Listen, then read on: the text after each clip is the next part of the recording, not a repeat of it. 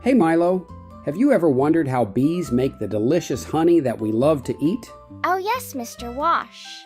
I love honey, but I have no idea how the bees do it. Can you tell me? Of course, Milo. So, bees collect nectar from flowers. It's like a kind of flower juice that the flowers have for the bees. The bees suck up the nectar with their proboscis, like a tiny straw. Ooh, so it's like they're drinking flower juice? That sounds yummy. Exactly, Milo. But here's the exciting part.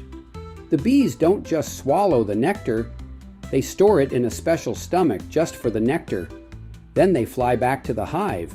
A special stomach for nectar? That's like a backpack, but inside. You got it!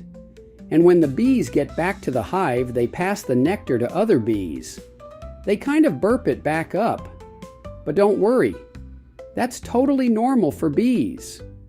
They keep passing the nectar around until it gets thicker.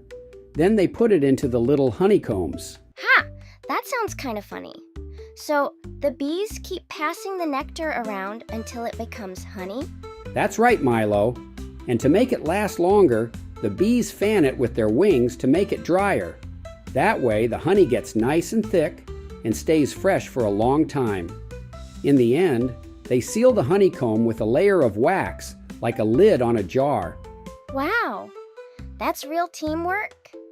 And that's why we always have such tasty honey. Thank you, bees. Exactly, Milo. Without the hardworking bees, we wouldn't have honey.